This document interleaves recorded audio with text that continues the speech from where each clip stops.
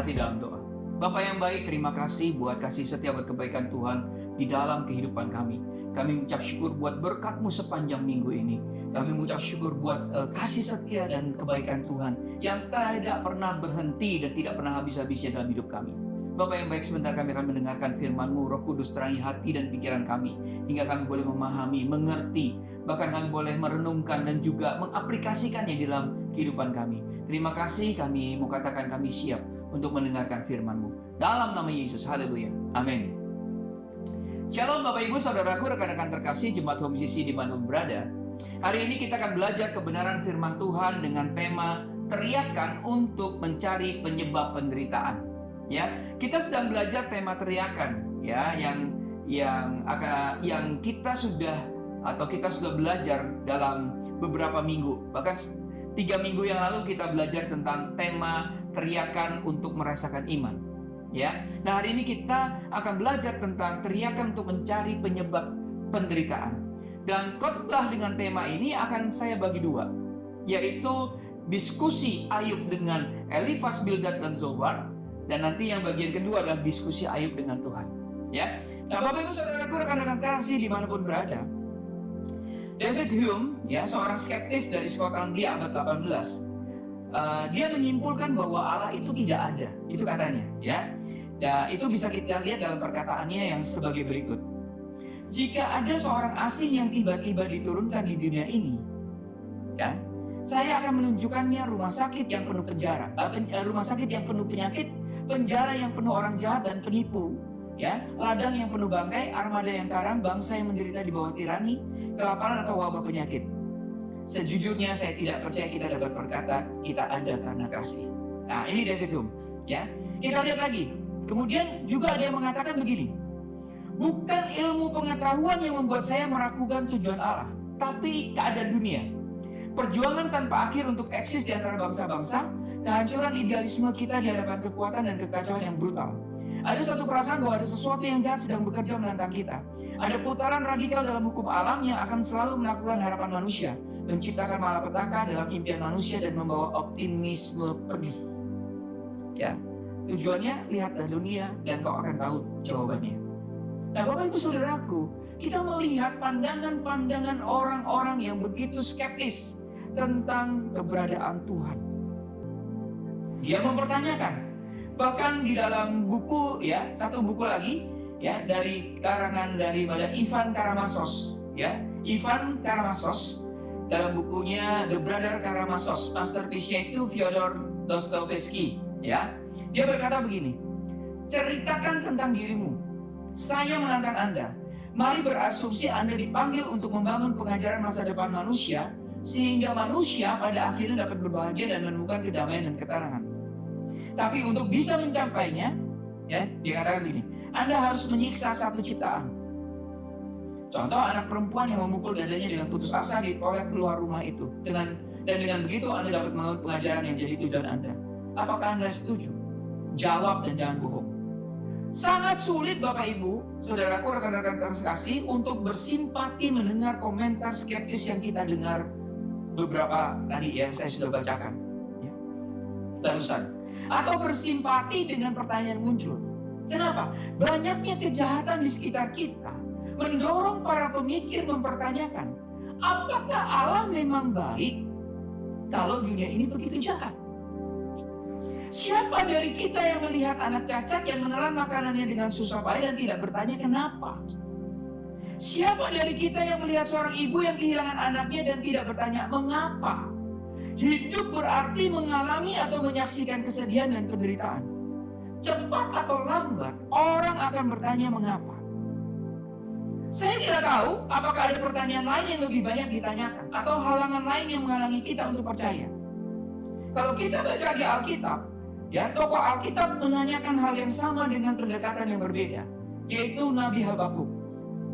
Habakuk, ya, di dalam Habakuk 1 ayat 3 katakan begini, mengapa engkau memperlihatkan kepadaku kejahatan, sehingga aku memandang kelaliman? Ya, aniaya dan kekerasan ada di depan mataku. Ya, perbantahan dan pertikaian terjadi. Bahkan Daud berseru di dalam Mazmur 74 ayat 10. Berapa lama lagi, ya Allah, lawan itu mencela dan musuh menista namamu terus-menerus.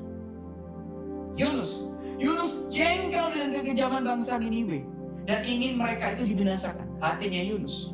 Yeremia menantang Tuhan. Yeremia, ya, kita baca dalam Yeremia 12 ayat 1.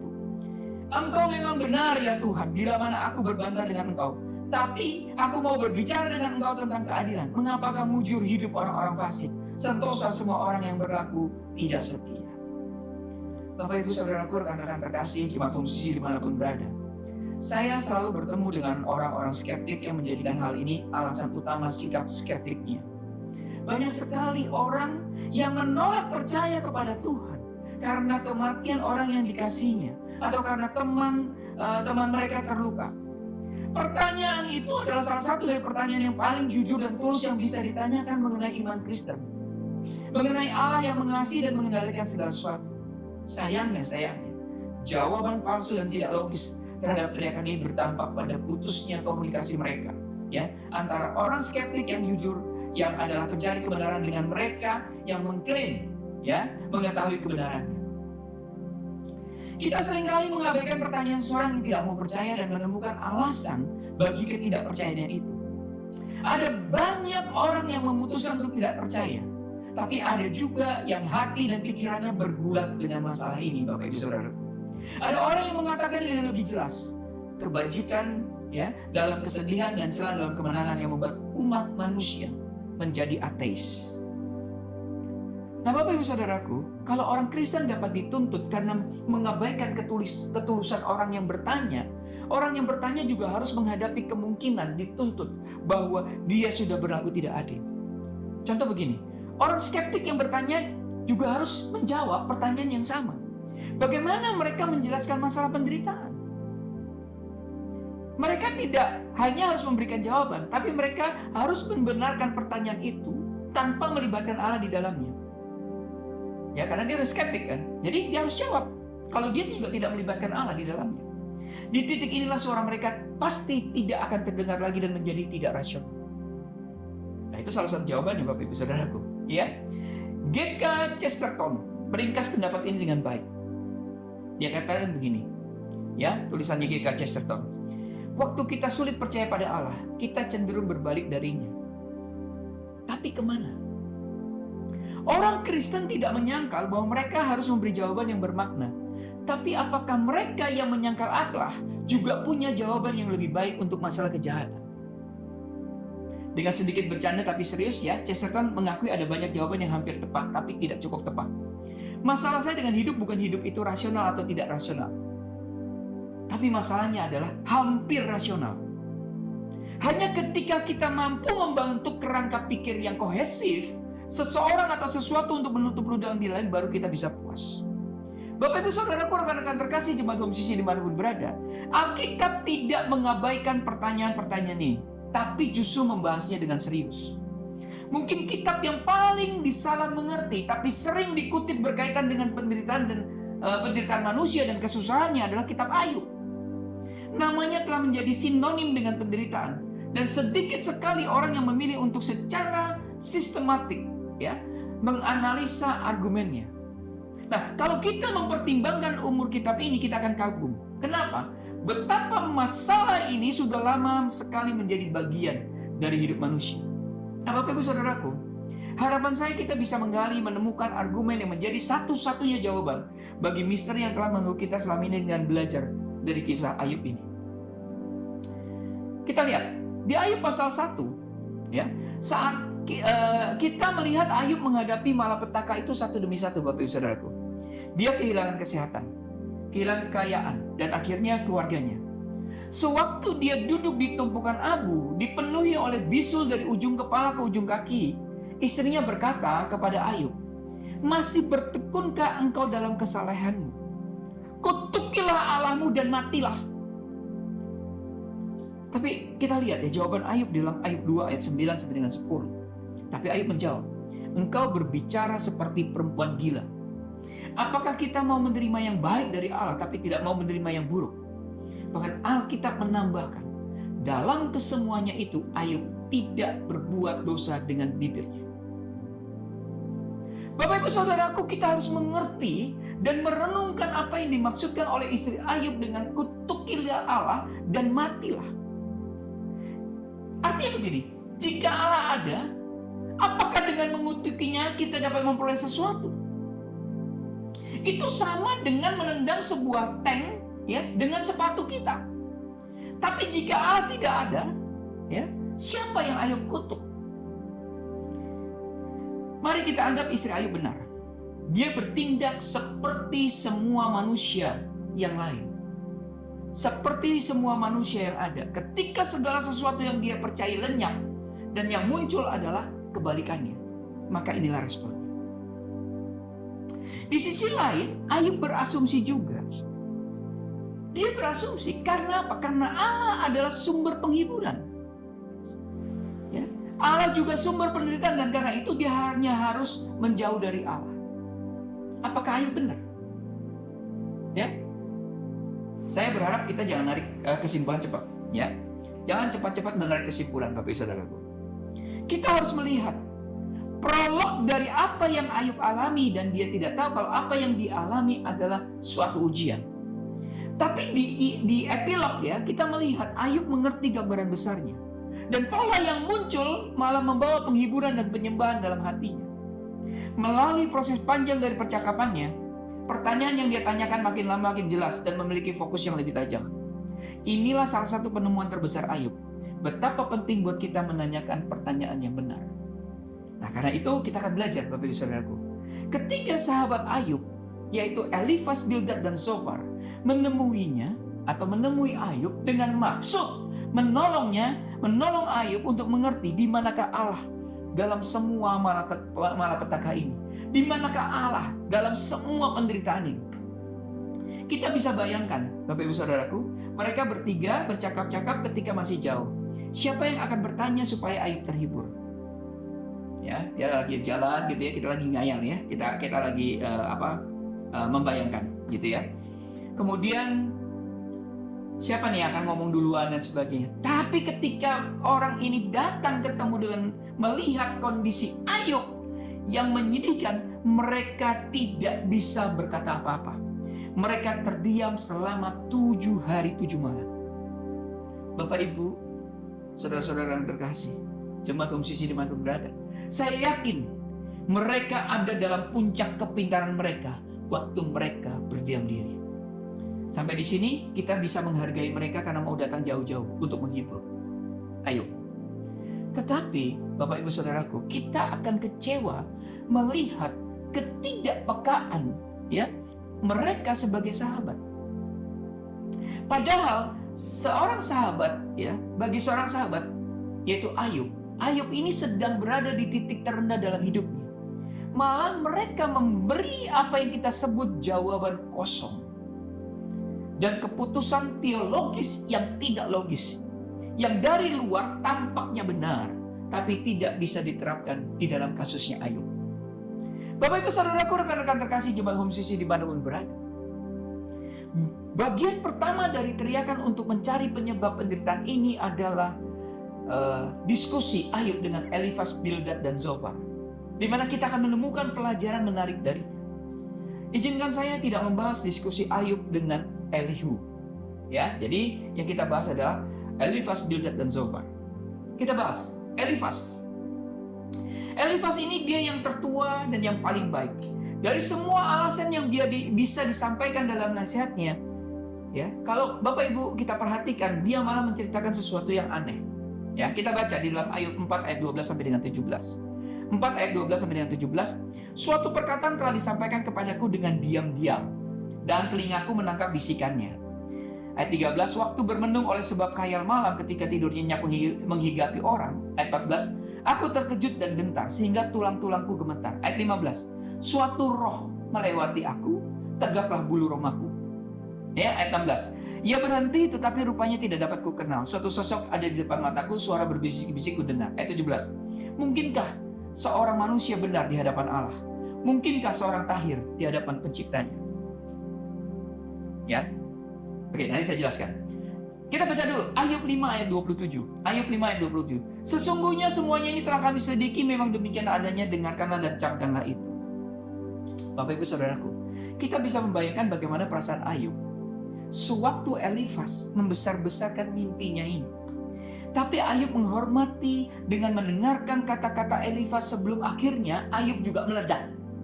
Dengan penuh rasa sakit dia memohon pengertian atas kehilangan yang mendalam.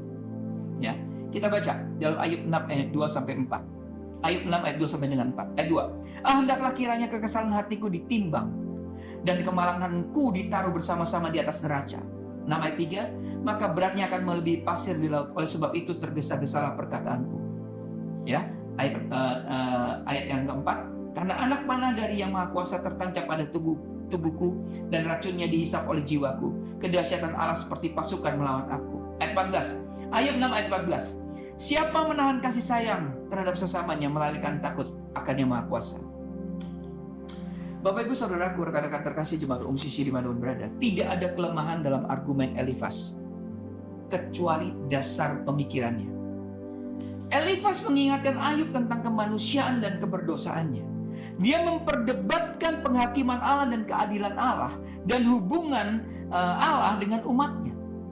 Tidak ada kelemahan dalam argumen Elifas, Bapak Ibu Saudaraku, kecuali dasar pemikirannya yang seperti lebih memperhatikan argumen yang fasih daripada kepedihan hati Ayub.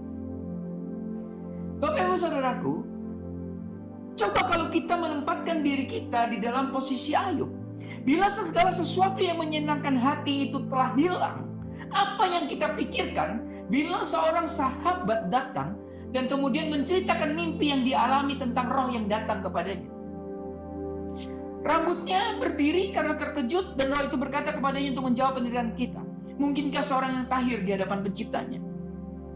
Setiap orang dapat maklum kalau Ayub jadi marah atau meledak dan berkata, apa yang sedang kamu bicarakan? Bapak Ibu Saudaraku, tidak penting apakah mimpi Elifas benar-benar terjadi atau tidak, karena hanya Elifas yang tahu.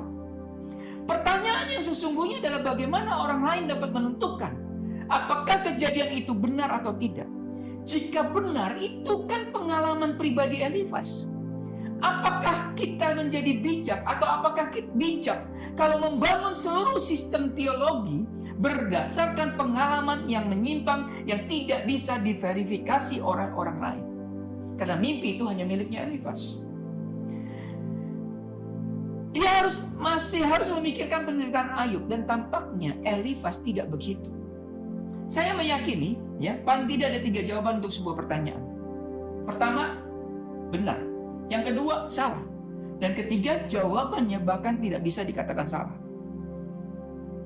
Ya, kalau ada pertanyaan, jawabannya paling tidak ada 3. 1, jawabannya itu benar. Kedua, jawaban itu salah. Dan yang ketiga, jawabannya bisa dikatakan tidak. Tidak bisa dikatakan salah. Kenapa? Karena kalau kita menyebut sesuatu itu salah, artinya kita mengakui apa yang dia katakan itu tidak benar. Nah, bagaimana seseorang meresponi sebuah mimpi atau penglihatan bila tidak ada yang mendukung pernyataannya? Saya tidak bermaksud kasar, ya. Dengan tidak bermaksud kasar, bagaimana kita tahu bahwa Elifas tidak sedang berhalusinasi atau menderita semacam messianic complex? Ya, messianic complex itu artinya sebuah keadaan pikiran di mana seseorang memegang keyakinan bahwa mereka ditakdirkan untuk menjadi seorang juru selamat. Istilah ini juga sering ditujukan kepada keadaan pikiran di mana seorang meyakini bahwa ia bertanggung jawab karena menyelamatkan atau membantu orang lain. Nah, Bapak Ibu Saudaraku, betapa banyak iman Kristen menderita di tangan orang-orang yang mempunyai emosi yang tinggi dan menganggap dirinya sebagai satu-satunya orang yang berhak menilai keberadaan orang lain. Tampaknya istilah ujilah setiap roh tidak berlaku lagi. Dan sepertinya kalau kita membangun sebuah gereja atau persekutuan cukup dengan menerima segala bentuk manifestasi yang ada, seaneh apapun itu, saya mau katakan kita tidak bisa menggunakan cara ini untuk menyembah Allah atau bermain dengan Allah. Biarpun pengalaman Elifas ini mungkin bisa jadi benar, Bapak Ibu Saudaraku, Ayub tetap benar dengan sanggahannya.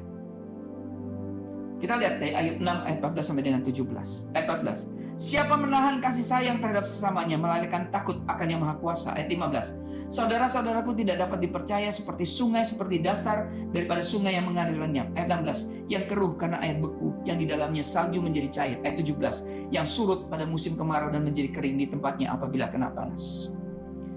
Mereka menawarkan minuman ketika tidak ada yang membutuhkan, tetapi menolak memberi minum pada orang yang sangat kehausan. Kata-kata Elifas ini, Bapak Ibu Saudaraku, tidak bisa menjawab kesedihan Ayub. Lalu Ayub bertanya kepada Allah di dalam Ayub 6 ayat 24 sampai dengan 28. Ajarilah aku maka aku akan diam, dan tunjukkan kepadaku dalam hal apa aku tersesat. Ayat 25. Alangkah kokohnya kata-kata yang jujur, tetapi apakah maksud celaan dari pihakmu itu? Ayat 26. Apakah kamu bermaksud mencela perkataan? Apakah perkataan orang yang putus asa dianggap angin? Ayat 27. Bahkan atas anak yatim kamu membuang undi, dan sahabatmu kamu perlakukan seperti barang dagangan. Ayat 28. Tetapi sekarang berpaling kepadamu, aku tidak akan berdusta di hadapanmu. Tanpa tedeng aling-aling, Ayub mempertanyakan kata-kata Elifas. Apa dia tidak punya perasaan? Dia menyebut Elifas sebagai gudang dari kata-kata kosong. Tidak ada perasaan, tidak ada alasan. Hanya kata-kata hampa, tanpa belas kasihan. Kita belajar lagi, Bildad, sahabat Ayub ini. Ketika Elifas gagal, sahabat Ayub berikutnya datang. Bildad langsung maju. Bildad tidak menyia-nyiakan waktu dan langsung berkata, di dalam Ayub 8 ayat 2. Berapa lamakah lagi engkau akan berbicara begitu dan perkataan mulutmu seperti angin yang menderu? Ya. Ayub 8 ayat 8 sampai dengan 10 ayat 8. Bertanya-tanyalah tentang orang-orang zaman dahulu dan perhatikanlah apa yang diselidiki para nenek moyang. Ayat 9. Sebab kita anak-anak kemarin tidak mengetahui apa-apa karena hari-hari kita seperti bayang-bayang di bumi. Ayat 10. Bukankah mereka yang harus mengajari engkau dengan yang harus berbicara kepadamu dan melahirkan kata-kata dari akal budi mereka? Bapak Ibu Saudaraku, tidak ada seorang pun yang membaca respon Bildad akan mempertanyakan apa yang dia katakan. Tapi ada sesuatu yang salah. Pikirannya tampak sangat benar. Apa yang salah dengan berkata bahwa kita harus mendengar hikmat zaman dulu? Generasi yang lalu memiliki banyak hal yang ingin diajarkan pada kita mengenai penderitaan dan kesakitan. Puisi dan prosa mengenai masa-masa yang sulit dan penuh emosi. Itu sudah ditulis selama berabad-abad, Bapak Ibu Saudaraku. Dan telah membantu banyak orang menemukan cahaya waktu mereka melintasi lembah kegelapan. Bapak Ibu Saudaraku, rekan-rekan terkasih jemaat Home CC dimanapun berada. Setiap kita mungkin tergoda untuk membagikan pengalaman ilahi yang sudah kita alami dalam bentuk kata-kata yang menyentuh. Tapi pertanyaannya Bapak Ibu Saudaraku, apakah kata-kata ini menjadi jawaban atas pertanyaan mengapa kesusahan itu datang dalam hidup kita? Atau apakah kata-kata itu hanya menggemakan perasaan penerimaan dan kemenangan dalam situasi ini? Ayub tentu merenungkan kenapa dia harus menanggung penderitaan lebih daripada yang dapat dia tanggung. Oleh karena itu Ayub menyatakan kejengkelannya lagi. Ya, kalau tadi kepada Elifas, ini jengkel dia pada Bildad. Dia bertanya dalam Ayub 9 ayat 2. Sungguh aku tahu bahwa demikianlah halnya. Masakan manusia benar di hadapan Allah? Artinya apa? Kekuatan Allah sepertinya tampaknya begitu sewenang-wenang. Ayub bertanya. Dia membuat gunung-gunung dan memindahkannya sekehendaknya. Sekali lagi Ayub tidak meragukan keberadaan Allah. Dia hanya ingin mengetahui apa tujuan Allah. Kemudian dengan penuh kerinduan, ya, Ayub berseru. Seruannya ini membuka sebuah babak baru. Ayub 9 ayat 33 dia bilang begini. Tidak ada wasit di antara kami yang dapat memegang kami berdua. Bapak Ibu Saudara, pada titik ini kita melihat perjalanan Ayub mulai mengkristal. Awalnya dia meminta penjelasan. Sekarang dia minta seorang penengah. Tidak ada wasit. Dari luar dunianya tampak hancur. Tapi saya mau katakan dari dalam secara perlahan dirinya mulai dibangun kembali. Ya. Kita akan belajar dari Zophar yang ketiga. Zophar ini yang paling muda dan kasar dari ketiganya. Dia menyebut Ayub idiot dan tukang membual.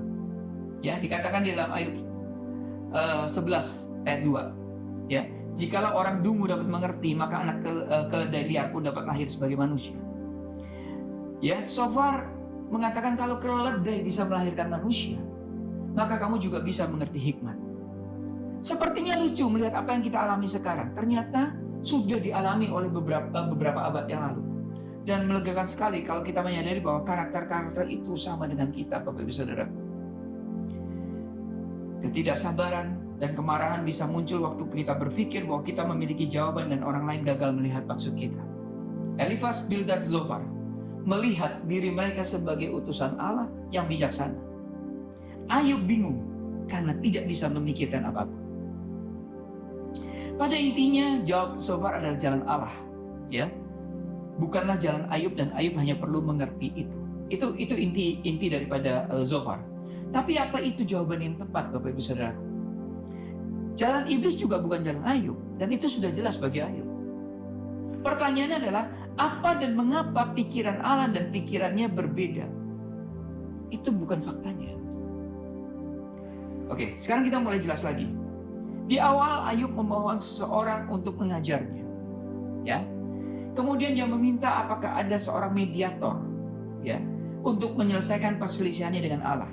Nah, kemudian dari pertanyaan Zofar ini, dia berseru dalam keputusasaannya, ya, dan bertanya, kalau manusia mati, dapatkah ia hidup lagi? Ayub 14 ayat 14. Jika tidak ada yang lain, kepedihan bisa menolong kita memperjelas kebunyian kita. Dari awalnya, ya, ketika kita mengalami penderitaan, Ayub dari awalnya ingin tahu mengapa dia menderita. Pertanyaannya berubah menjadi kehidupan di balik kubur. Ayub sudah maju sekarang dari titik awalnya. Bapak Ibu Saudaraku, rekan-rekan terkasih Jemaat Hope Sisi dimanapun berada, mari miliki teriakan untuk mencari penyebab penderitaan yang kita pelajari dalam subtema atau bagian pertama diskusi Ayub dengan Elifaz, Bildad, dan Zofar. Apa yang bisa kita dapatkan, Bapak Ibu Saudaraku? Ada dua hal. Yang pertama, ketika Ayub berdiskusi dengan Elifaz, Bildad, dan Zofar, Ayub justru bertumbuh secara progresif. Di awal, Ayub memohon seorang untuk mengajarnya. Kemudian dia meminta, apakah ada seorang mediator untuk menyelesaikan perselisihannya dengan Allah. Dan yang ketiga, ya, pertanyaan berubah menjadi kehidupan di balik kubur. Jadi artinya, progres. Ayub sudah memahami itu. Yang kedua, ketika teman kita dalam penderitaan, maka sebagai seorang sahabat, sebagai saudara dalam Tuhan, saya mau sampaikan, jadilah orang yang dapat memberikan nasihat yang berkualitas, Bapak Ibu Saudara. Tidak menilai negatif terhadap apa yang sedang dialami oleh orang lain. Sahabat-sahabat Ayub, ya, Elifaz, Bildad, dan Zofar ini justru telah menghakimi Ayub dengan tuduhan, kritik, ya, negatif, intimidasi, dan mencari sebab dan akibat. Nasihat dan hiburan klise tidak membuat orang lain menjadi kuat, tapi malah menderita. Biarkan orang yang kita beri perhatian ini berbicara, bukan kita yang banyak bercerita. Ketika teman kita dalam penderitaan, maka sebagai sahabat saudara dalam Tuhan, jadilah kita berempati, bukan memaksakan diri masuk ke dalam pribadi orang lain. Bercerita tentang pengalaman pribadi, memberitahukan obat yang lebih mujarab dan di luar konteks akan membuat orang yang kita hadapi merasa menjadi objek dan bukan subjek yang harus didukung. Nah, Bapak Ibu Saudaraku, dan nasihat yang terbaik adalah nasihat yang datangnya dari firman Tuhan. Amin. Tuhan Yesus memberkati. Bapa di surga, terima kasih buat kasih setia dan kebaikan Tuhan dalam kehidupan kami. Kami sudah belajar mengenai diskusi Ayub dan ketiga sahabatnya dalam tema teriakan untuk mencari penyebab penderitaan. Kami menyadari Tuhan bahwa Ayub Tuhan bertumbuh secara progresif ketika dia bertemu dengan teman-temannya. Bapak, jadikan kami seorang sahabat yang bisa memberikan nasihat yang berkualitas. Jadikan kami boleh berempati, bukan memaksakan diri masuk ke dalam orang lain yang sedang menderita. Tuhan Yesus, berikan kami kekuatan untuk hal-hal itu. Tuhan, kalau hari ini kami adalah orang yang menderita itu, kami yang mengalami penderitaan ini, Tuhan. Aku berdoa Tuhan, kiranya Engkau memberikan kekuatan dan penghiburan dalam kehidupan kami semua. Kiranya Engkau memberikan kekuatan dan juga penghiburan untuk kami boleh introspeksi dan belajar dari Ayub bahwa kehidupan kami akan terus bertumbuh secara progresif. Pengetahuan kami akan bertumbuh secara progresif dengan penderitaan-penderitaan yang kami alami. Terima kasih Bapa yang baik, dalam nama Yesus kami berdoa dan ucap syukur. Amin. Karena itu saudara-saudaraku jemaat Kristus yang dikasihi Tuhan, angkatlah kedua tanganmu dan terimalah berkat. Mari aminkan setiap perkataan berkat yang kita percaya bahwa kita menerimanya. Tuhan memberkati engkau dan melindungi engkau. Tuhan menyinari engkau dengan wajahnya dan memberi engkau kasih karunia. Tuhan menghadapkan wajahnya kepadamu dan memberi engkau damai sejahtera. Kiranya kasih dan penyertaan Bapa di surga dan damai sejahtera dari Tuhan Yesus Kristus serta penghiburan dari Roh Kudus terus menyertai kita sampai Maranatha Tuhan Yesus datang kembali. Kita yang sudah menerima berkat Tuhan, mari kita sama-sama katakan amin. Selamat hari Minggu, selamat berkumpul bersama dengan keluarga. Terus cintai Tuhan, berhenti menghakimi, dan selalu jadi berkat. Tuhan Yesus memberkati.